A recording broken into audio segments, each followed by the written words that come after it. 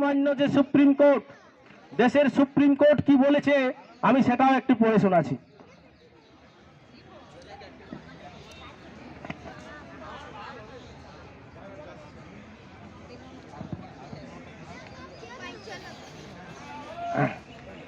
It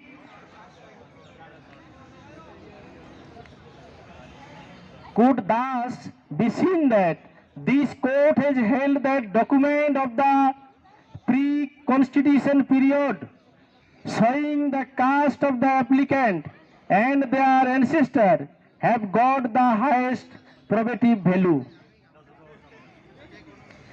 It has also been held that if an applicant is able to produce authentic and genuine documents of the pre-constitution period showing that he belongs to a tribal community, there is no reason to discard his or her claim as prior to 1950.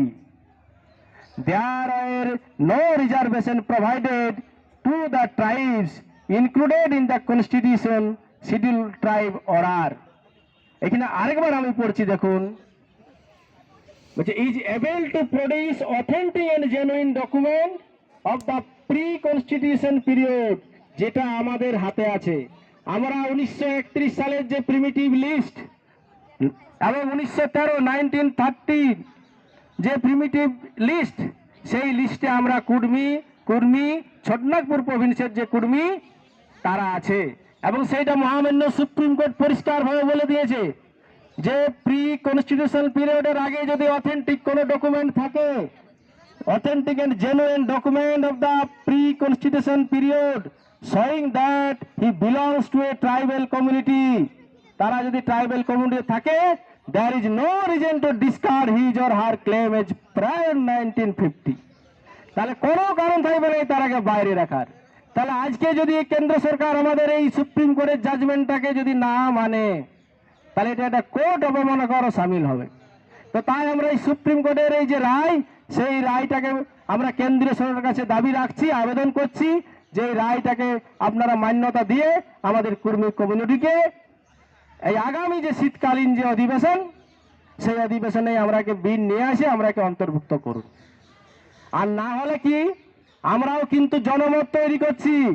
আমরা যে আমাদের রাজ্য, বিহারের 3 জেলা, আমাদের উড়িষ্যার 3 জেলা, সারা ঝাড়খণ্ড যেখানে 24% কুর্মীদের বসবাস, একক সংখ্যাগরিষ্ঠ কমিউনিটি, এবং 14টা জেলা আমাদের পশ্চিমবাংলায়, বিশেষ করে 4 জেলায় 45% কুর্মীর বসবাস, পুরুলিয়া, বাঁকুড়া, ঝাড়গ্রাম এবং পশ্চিম মেদিনীপুর।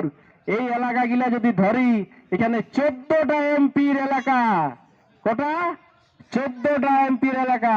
তাই আগামী লোকসভা আমরা কি রাজ্য কি কেন্দ্র আমরা আমাদের পাশে যদি না পাই, আমরাও কিন্তু ওই 14টা লোকসভার এরিয়ায় সেই এমপি গুলাকে আমরাও পাশে থাকবো না, নাই সেটা ভাববো। কি ভাববো না? ভাববো নাই? আমাদের পাশে যদি না থাকে, এই 14টা এমপির যে ভোট আগামী আসছে, সেটাই আমরাও সেদিন ভাববো যে আমাদের কাছে যদি কেন্দ্র রাজ্য সরকার যদি না থাকে, আমাদের রেস্ট ইনক্লুশনটা যদি না হয়, আমরাও কিন্তু সেই ইনক্লুশনটা দিব না এমপি হওয়ার, নাকি দেবো? কি দিব নাই?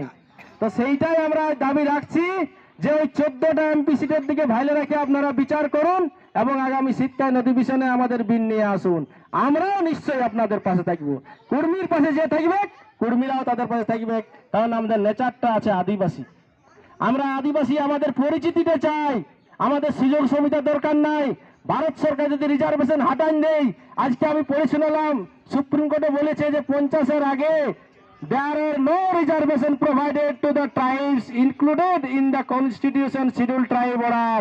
50-এর আগে কোনো রিজার্ভেশন ছিল নাই, কিন্তু 50-এর বছর রিজার্ভেশন সিস্টেম হয়েছে, 10 বছর বাড়ছে। তো আমাদের ওটা বিষয় নয়, আমাদের যে পরিচিতি, যে আপন পরিচিতি, ছোটনাগপুর মালভূমির যে আমরা সব থেকে এনসিয়েন্ট একটা কমিউনিটি, সেইটা আজ প্রমাণিত হয়েছে। আমাদের হাতে আজ জেনেটিক্স আছে, জেনেটিক্সের রিপোর্ট আমাদের হাতে আছে। সেখানে কি বলেছে জানেন? আমাদের M31 জিন আছে, যেটা আন্দামান নিকোবরের অঙ্গীদের আছে। 65,000 পুরাতন আমাদের ছোটনাগপুর মালভূমির কুর্মীদের জিন। আমরা ওখানে সব থেকে আদিম অধিবাসী, এমনকি ওখানে যে সাঁওতাল যারা এখন এসটি আছে, ভূমি আছে, তাদের থেকেও আমরা আদিম।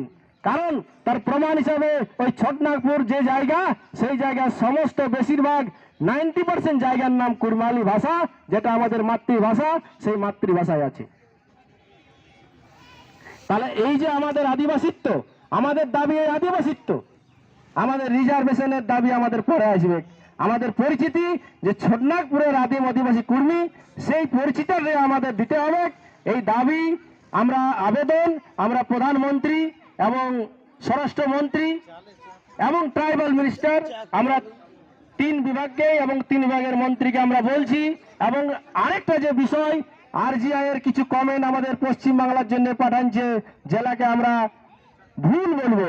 কারণ যখন আমরা অলরেডি প্রিমিটিভ টাইপ, আমরা ট্রাইব, তখন আর আরজিআই এর কোনো অধিকার নাই সেখানে কোনো কোশ্চেন রাখার। কারণ সুপ্রিম কোর্ট তার অবজারভেশনে বলেছে, কি বলেছে না, once in a tribe always in a tribe, once in a tribe always in a tribe. সেখানে ধর্মের কোনো বিষয় নয়।